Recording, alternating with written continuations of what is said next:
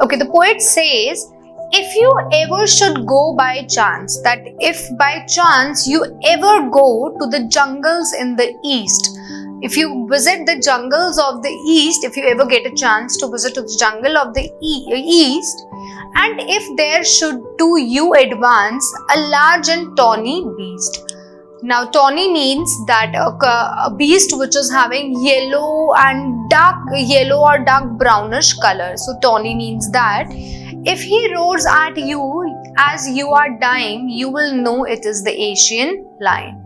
Now, the poet want to say that if any chance, if you get any time you get a chance to visit the jungles of the east, in the east area, in the east direction, and you should know in advance, this is something that you should be well aware of, you should be having a knowledge of, that if you see a very huge beast who is tawny in color, who has a brown, dark yellowish skin, so you should know that this particular animal is going to roar at you. This is going to roar at you, and as soon as the beast roars, you should know it very well that you are dying. You are going to die. First of all, as soon as you will hear the roar of that huge creature, you're going to be very afraid. And if this huge creature roars at you, you know it very well that you are going to die. So if you know all these things, if you see a long, huge beast with this color of the body, you should know it very well that it is none other than Asian lion. So this is what the poet wants to say. So in the first paragraph, the poet is telling you the characteristics of lion and telling you that where you are going to find lions. You're going to find lions in the east. Okay, and how then she's telling about how this animal looks like. So this is a huge animal with brown and dark yellow skin. The third thing that the poet wants to tell is that what this animal creature it does, it roars at you, and if it roars at you, obviously it means that you are going to die. So this animal is carnivorous, who feeds on the other people. So this was in first paragraph. Jumping on to the next paragraph, now every paragraph has another description of another animal. Now moving on to the second paragraph, the poetess says, or if sometimes when roaming around, if sometimes you are roaming around very casually, moving around very casually, a noble beast greets you. A noble otherwise means very kind and very generous. Noble meaning is this, somebody who is very kind. So if you are roaming around very casually into the jungles and then you see a very kind, very generous beast, he greets you. Greets means wishes you or just meets you randomly with the black stripes on yellow ground. So it means yellow ground. Again, it is telling you about the feature of the body. So yellow is the base shade of this animal. It means the ground does not means the floor we are talking about, or the ground is not that. Ground here means the basic shade of the body, tone of the color. Okay, the base shade. So base shade is yellow and it has black stripes on it, strips on it, which is drawn. So you can easily see in the picture also, and you can also identify who has this kind of color.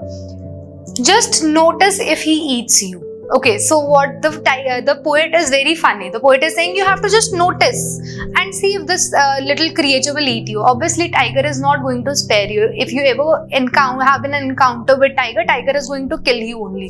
So in a very humorous way, poet says, okay, you don't have to do anything. You just have to sit and notice and see if this little creature will eat you. This simple rule may help you learn the Bengal tiger is to discern. So discern is dismay, or to your knowledge that it is none other than the Bengal tiger. Now see, a poet is using a funny way to tell you, a humorous way to tell you about these creatures. The poet is not asking you to run away as soon as you see this animal, which is a basic instinct of human beings. As soon as you see it, you are going to run, or you are going to attack, or you are going to help yourself protect it. Nobody is going to say hands up, chalo aa jao mujhe kha lo. Nobody is going to do that. Okay.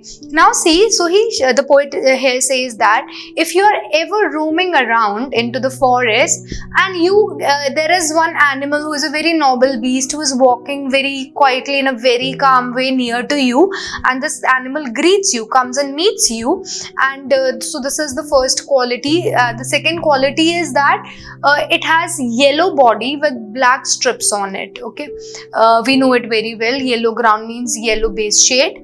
Now, if this animal eats you, so again this animal is also carnivorous, and if it animal eats you, then you should know it very well that it is none other than Bengal tiger.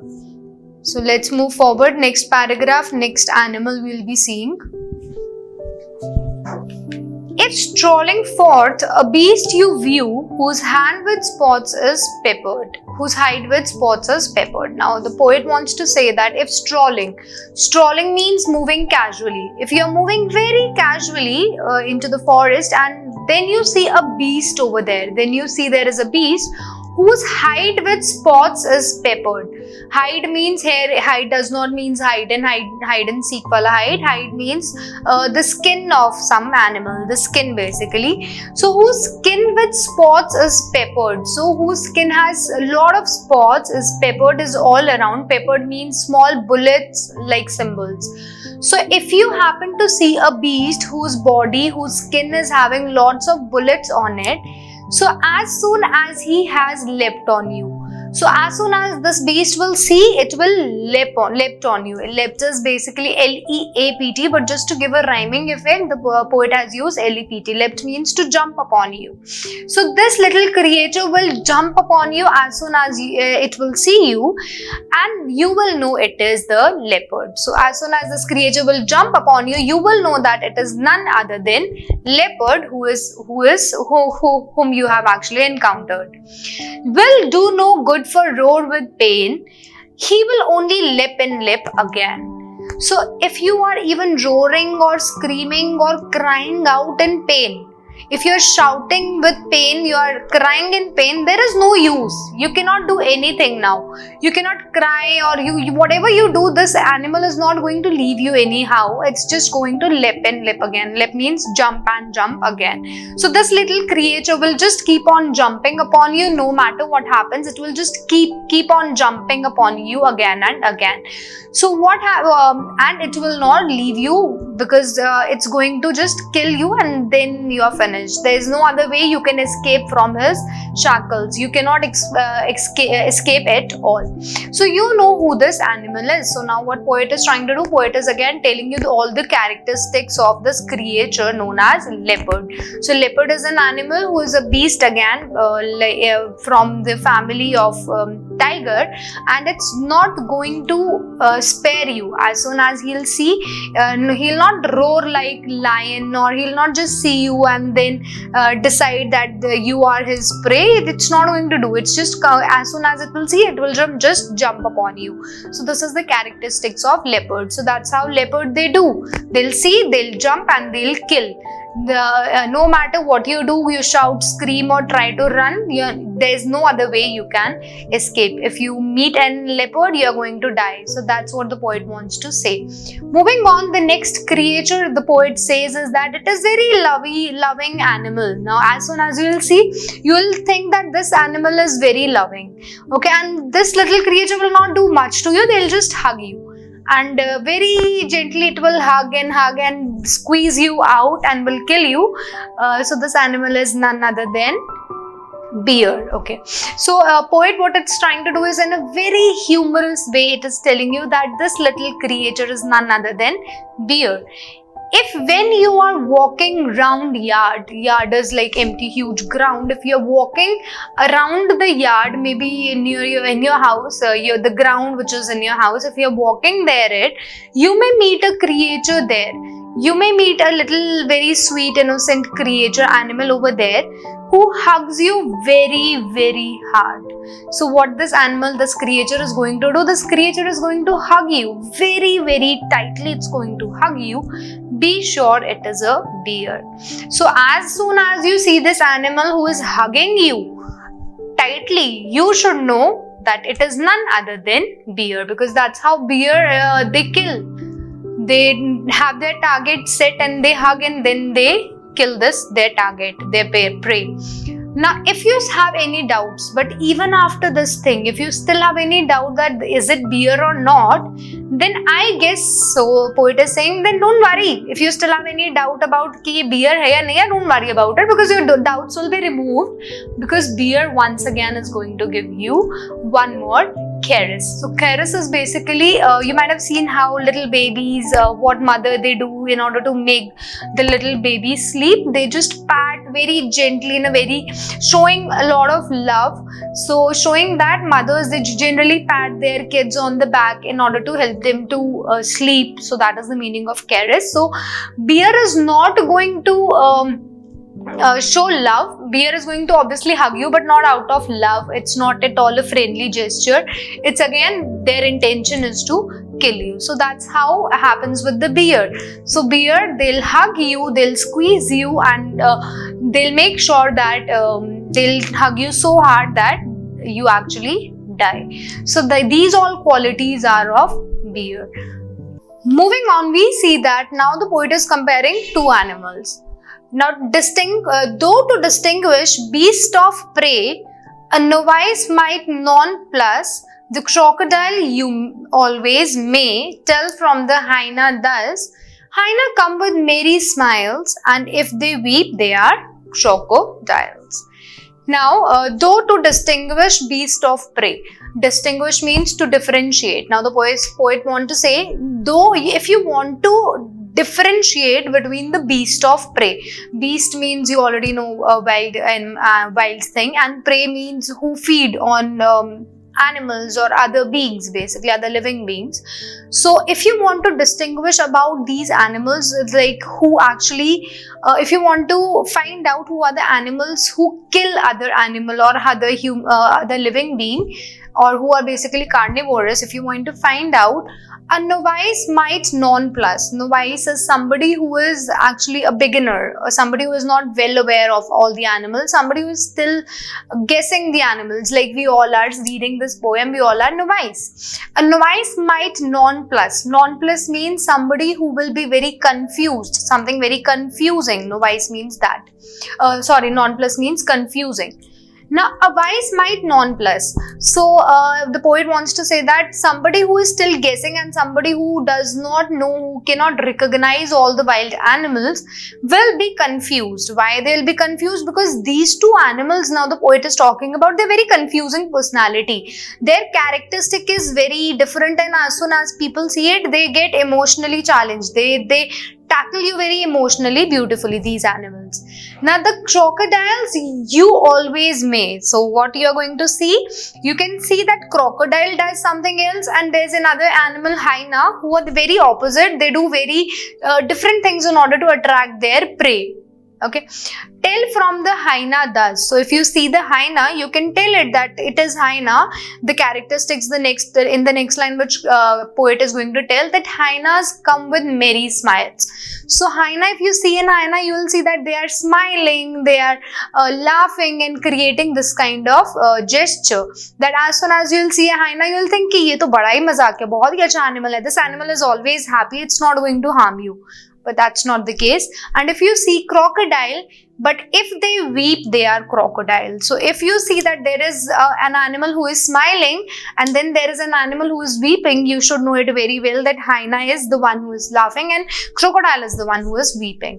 But there should be no confusion about it, that these two animals are equally harmful.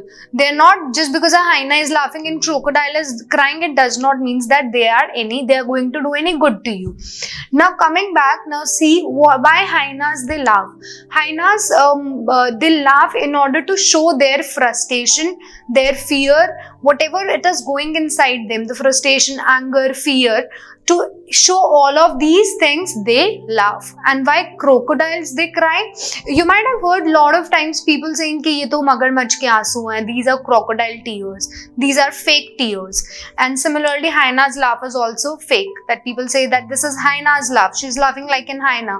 Inside there is something else that is going on.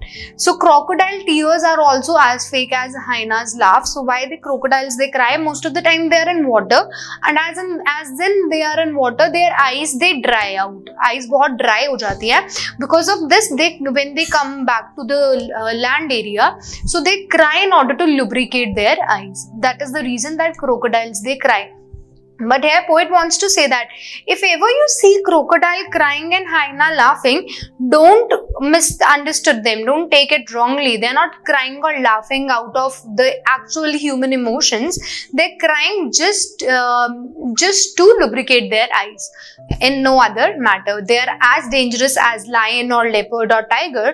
They are equally dangerous, and you should also be equally aware of them. So again, now what poet is doing, it is telling you the characteristics of a hyena and a crocodile by comparing both these two animals together.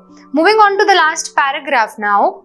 In the last paragraph now, the poet talks about a little creature who changes its color. You know it very well, it's none other than chameleon. So you can see in the picture also. Yes, the true chameleon is small, a lizard sort of thing. He has not any ears at all, and not a single wing. If there is nothing on the tree, this is the chameleon you see. So the poet now wants to, again it's comparing that two forms or the categories of lizard. So one is chameleon and other is lizard. So if you see a lizard type of creature which is small in size comparatively, a true chameleon is small, it's not that huge, it's small in size, and you will see it most of the time on the trees or near tree area only you will find them. So the difference is that they do not have any ear or any wings like lizard they have it. So that's how you can differentiate that they do not have ear at all. And not a single wing. They are not even having wings or any other thing, which usually the categories of lizards or the species of lizards which they have.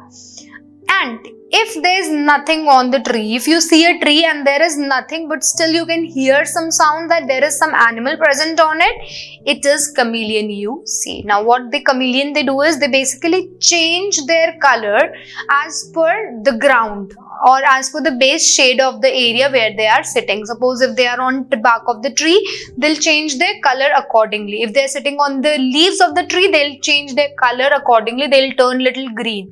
On the bark, they'll turn little brown. If they are sitting on a flower, they'll change little. If it is a red rose, they'll change their color to little red. So that's what chameleon are good at. They are good at changing their colors as per their environment or as per the ground shade, whatever it is, they change their color. So you might have also heard people saying कि ये तो chameleon है. Okay, that girgit we say it in Hindi usually. People who change their color, we give this name to people who change their color, that he's also chameleon, who keeps on changing its color or keeps on changing whatever he or she is saying, they keep on changing their words, we also call them chameleon. So that is the last description the poet has given of this little creature. Now in this way the poet has described different animals, wild animals who live in forest and these area. So that is all was in this poem.